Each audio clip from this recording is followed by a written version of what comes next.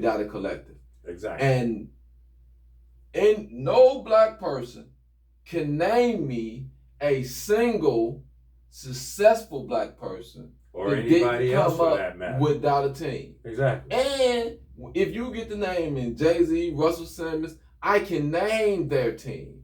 Exactly. I can name who helped him at the collective to build Def Jam, Russ Management. He had a team, both sides. Yes. You can name the team that helped build Rockefeller. You see what I'm saying? Exactly. And it's not even just the three initials. Jay-Z bought the thing out for the champagne. Right. This was a collective effort to build the persona of these people. Exactly. You see what I'm saying? This is what black people don't understand. He had No Limit. He had Boz with him. Exactly. He had KL. Dude, all these people, when you look at the documentaries, these all other people had movements going. Right. KLC had he had all the beats going, and he had a rap collective out there. P had his little group. Boz had something he was doing. Right. That collective came together, and they created the No Limit. Exactly. You see what I'm saying? So, this what black people have to understand is that Bill Gates. You know Bill Gates, but if you ever watch anything about Bill Gates, it was 4 of them that built Microsoft. Exactly. It was 4 of them walked in IBM. One of them on the Portland Trail Blazers right now. You know what I'm saying? The last one I think was the manager. Is the CEO now. And then the other one, he was the CEO for a minute after Bill Gates left. You know, he done went off to do something else. Right. But yeah, it was a collective, a team that owned and built these companies together. Right. So what black people have to understand is that when you see a person like me out here selling products, I sell you products at a price cheaper than the store charge you, right? But you have your nose turned up at me. But what you have to understand, even when prices are a little higher with black people, who do black people hire? Who do they hire? You go on 8th and Atkinson, who is in that gas station behind the counter?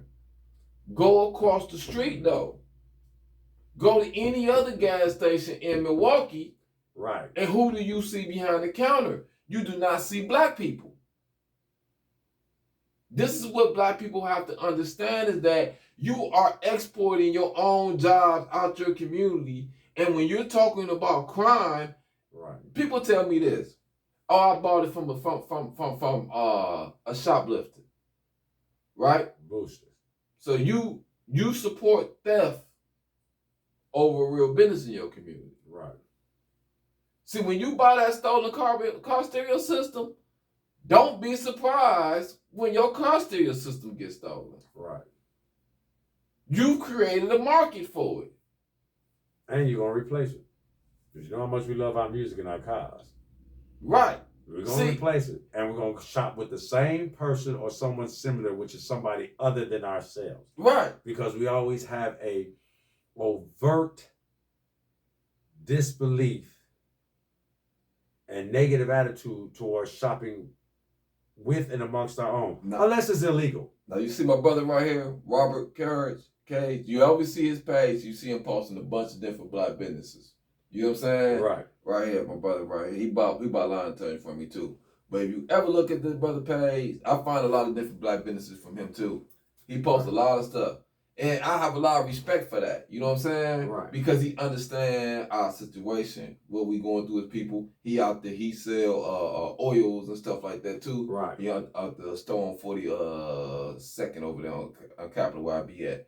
But and like me and him had a discussion when the Indian dude who got the store, I'm out there selling hand sanitizer. Right. He's selling hand sanitizer for way more than I sell it for. Right. So the brother tell the other brother, he said, "No, man, I'm gonna come out here and help you get some hand sanitizer for cheaper. You know, we in a pandemic. The brother, this is our people. You need to be safe." The Indian dude gonna tell the other brother, "Oh, I'll take him out there. I'll get it for cheaper." You think I'm gonna give it to you for cheaper than I'm gonna give it to my black brother? Exactly. But this is what they think of us. Exactly. And this is what we're taught to think. Here's the dangerous part. Here's the caveat. This is how they conditioned us to think of ourselves. You would rather get it from somebody that don't look like you because that self-hate and the overwhelming feelings of disconnect from yourself and your own people. You're disgust with what you see in the mirror is so thoroughly ingrained in everything about us that more often than not, you don't realize that you're perpetuating the very thing that you're complaining about. Let me say that one more again.